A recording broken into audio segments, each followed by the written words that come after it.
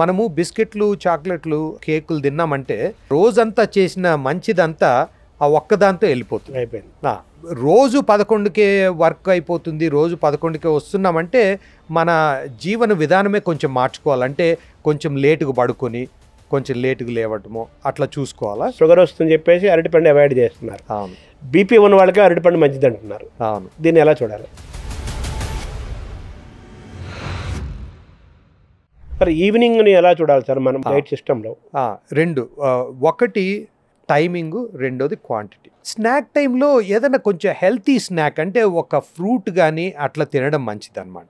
Evening snack మనము బిస్కెట్లు, చాక్లెట్లు, ఈ కేకులు తిన్నామంటే అంతా రోజంతా చేసిన మంచిదంతా ఆ ఒక్కదాంతో వెళ్ళిపోతుంది. అయిపోయింది. సో ఇప్పుడు ఇదంతా మన బాడీ అంతా క్రీచర్ ఆఫ్ హ్యాబిట్ అంటాం. అంటే మన బాడీని మనం ఎట్లా ట్రైన్ చేస్తున్నామో మన బ్రెయిన్ అదే అడుగుతుంది.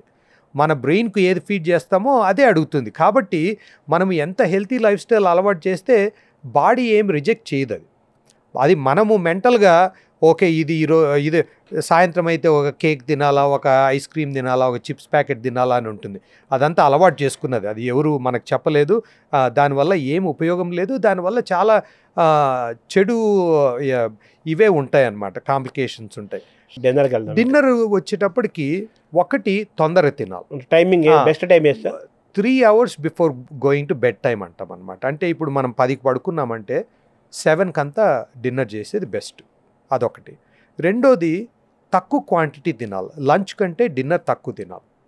ఎందుకంటే మనం ఎక్కువ తినడం వల్ల డైజెస్ట్ కాదు, బరువు పెరిగే ఛాన్స్ ఉంది, తర్వాత యాసిడ్ ఎక్కువ అయ్యే ఛాన్స్ ఉంది, పొద్దునకంతా కొంచెం అన్కంఫర్టబుల్గా అయ్యి ఇదంతా ఉంటుంది. కాబట్టి డిన్నర్ తొందర తినాలా, తక్కువ తినాలి. అది ఏం తినాలనేది మనం ఇప్పుడు మాట్లాడుకున్నట్లు లంచ్కి ఏం తిన్నామో అట్లానే మోర్ ప్లాంట్ బేస్డ్ వెజిటబుల్. ఒకవేళ నాన్ వెజిటేరియన్ అయితే ఏదో ఒక ఎగ్, కొంచెం చికెన్, అది ఎవ్రీథింగ్ ఇన్ మోడరేషన్. ఇప్పుడు ఏదైనా కొంచెం ఫ్యాటు, ఉప్పు, షుగర్, ఈ 3 బ్యాడ్ ఫర్ హెల్త్. షుగర్ తక్కువ ఉండాలా మామూలుగా పొద్దునుండి సాయంత్రం వరకు. ఇప్పుడు కాఫీలో షుగరు ఇదంతా మాట్లాడుకున్నాం కదా, షుగర్ లేకుండా తాగాల్సిన అవసరం లేదు. కొంచెము జస్ట్ టేస్ట్ కొంచెం వేసుకుంటే సరిపోతుంది. సాల్ట్ వీలైనంత వరకు కుకింగ్లో మనము వంటలు చేసేటప్పుడు తక్కువ వాడాలా. తర్వాత మళ్ళీ మనం పెరుగన్నం తినేటప్పుడు సాల్ట్ వేసుకుంటే ఈ హ్యాబిట్ కొంచెం మానేస్తే బెటర్. ఎందుకంటే సాల్ట్తో మనకు హై బీపీ ఉండే వాళ్ళే సాల్ట్ తినకూడదు, హార్ట్ ప్రాబ్లం ఉండే వాళ్ళే సాల్ట్ తినకూడదు అని అనుకుంటాం. కానీ ప్రతి ఒక్కరికి సాల్ట్ ప్రాబ్లమే. ఈవెన్ మనము 20 ఏళ్ళలో హెల్తీగా ఉండే వాళ్ళకు కూడా సాల్ట్ తీసుకోవడం వల్ల, ఎక్కువ తీసుకోవడం వల్ల ఉండే ప్రాబ్లమ్స్ ఉంటాయన్నమాట. అది సాల్ట్. ఇంకా ఫ్యాట్ అనేది మనము ఎంత ఆయిల్ వేస్తున్నాము కుకింగు, ఇట్లా మామూలుగా ఏదైనా స్వీట్లు తింటున్నామా దాంట్లో వచ్చే షుగరు, ఫ్యాటు, ఇవన్నీ కంట్రోల్ చేసుకొని మోర్ ప్లాంట్ బేస్డ్ కొంచెం ప్రోటీన్ తీసుకుంటే, ప్రోటీన్ ఇంపార్టెంట్ బట్ చూసుకోవాలి. మధ్యాహ్నం భోజనం చేయటము, అవును, తర్వాత రాత్రిపూట కూడా భోజనం చేయడం ఇప్పటికే చాలామందికి అలవాటు ఉంది. అయితే 20-30 ఏళ్ల నుంచి, ఒక 30 అనుకుందాం ఫర్ ఎగ్జాంపుల్, 40 years నుంచి మధ్యాహ్నం రాత్రిపూట భోజనం బదులు టిఫిన్ చేయటం, అల్పాహారం టిఫిన్ చేయటం అనేది కల్చర్ పెరుగుతోంది, భోజనం తగ్గుతోంది. దీన్ని ఎలా చూడాలి? టిఫిన్ చేయొచ్చా, భోజనం చేయాలా, ఎలాగా? టిఫిన్ మంచిదే. ఎందుకంటే మనము భోజనం, అదే నేను ఇప్పుడు అన్నా కదా, క్వాంటిటీ తక్కువ తీసుకోవాలా డిన్నర్ కని. సో మనం రాత్రిపూట టిఫిన్ తింటే జనరల్గా అన్నము మనము అంటే ఇప్పుడు లంచ్ అంత క్వాంటిటీ తినం కాబట్టి టిఫిన్ మంచిదే. ఏమంటే కొంచెం ఆయిలీగా లేకుండా ఉంటే బెటరు, కొంచెం డైజెషన్కు, యాసిడ్ కానీ వీటన్నిటికీ. అది కూడా ఇడ్లీ, దోశ కానీ ఇట్లాంటివి ఏమన్నా తినడంలో తప్పు లేదు. ఈవెన్ రైస్ కానీ కొంచెం తక్కువ రైసో లేకపోతే పులిహోరనో ఏదన్నా ఇట్లాంటివి ఏవైనా చేసుకుని టిఫిన్ తినడం మంచిదే. ఇప్పుడు పల్లెల్లో కానీ చాలా ఊళ్ళలో, లేకపోతే ఒక అలవాటైన చాలా జనరేషన్స్కి ఎన్నో అలవాటైన వాళ్ళు రాత్రిపూట భోజనం చేస్తున్నారు, మధ్యాహ్నం భోజనం రాత్రిపూట చేస్తున్నారు. అవును. అయితే క్వాంటిటీ తగ్గించమంటారు. క్వాంటిటీ తగ్గించాలి. అది టిఫినా భోజనమా అనేది కాకుండా క్వాంటిటీ మోస్ట్ ఇంపార్టెంట్. తర్వాత మీరు 3 hours చెప్పారు, స్లీప్కి 3 hours ముందు తినాలన్నారు.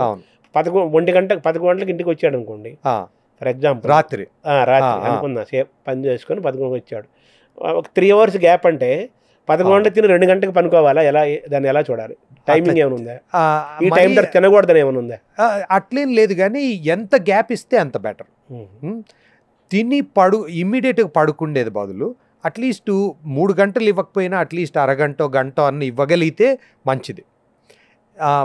రోజు 11కే వర్క్ అయిపోతుంది, రోజు 11కే వస్తున్నామంటే మన జీవన విధానమే కొంచెం మార్చుకోవాలంటే కొంచెం లేటుగా పడుకొని కొంచెం లేటుగా లేవటము అట్లా చూసుకోవాలా. స్లీప్ ఇంపార్టెన్స్ చాలా ఉంది. ఆ గ్యాప్ కూడా ఇంపార్టెంటే, కానీ 3 అవర్స్ అనేది మామూలు జనరల్గా రికమెండ్ చేసేది.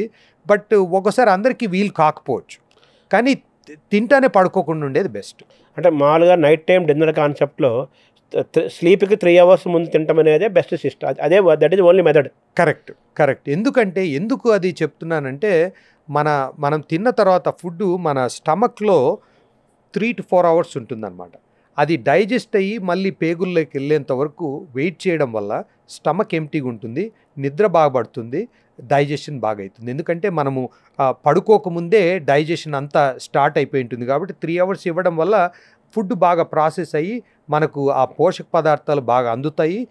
మనకు ఈ ఊబకాయం వచ్చే ఛాన్స్ ఇవన్నీ కూడా తక్కువ ఉంటాయి. ఫ్రూట్స్ పాత్రలు ఎలా చూడతారు? ఫ్రూట్స్ కూడా చాలా ఇంపార్టెంట్.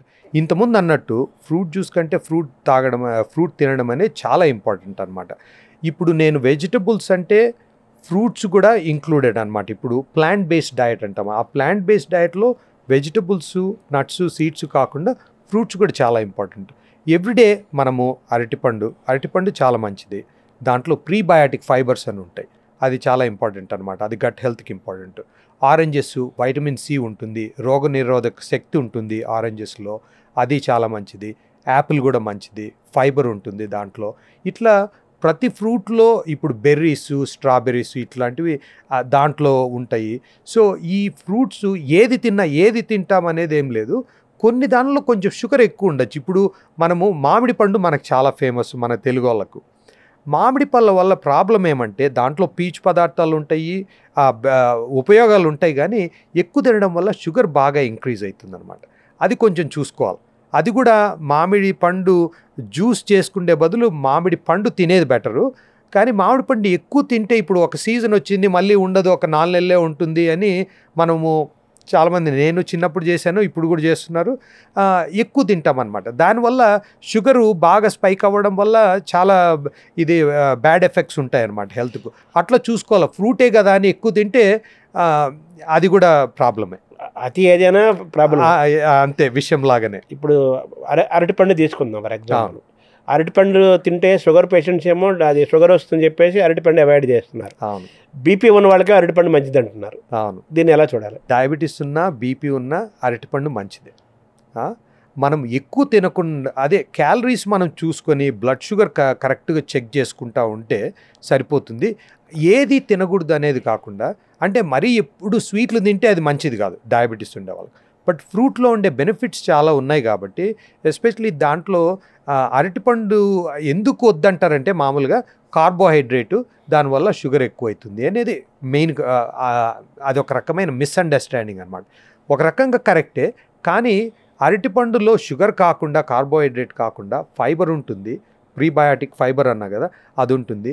ఈ ఫైబర్ వల్ల షుగర్ను అంత స్పైక్ చేయదన్నమాట. మనం బ్లడ్ షుగర్ కొంచెం కంట్రోల్ చేసుకొని చూసుకోవాలి. కాబట్టి డయాబెటీస్ ఉన్నా బీపీ ఉన్నా అరటిపండు తినచ్చు.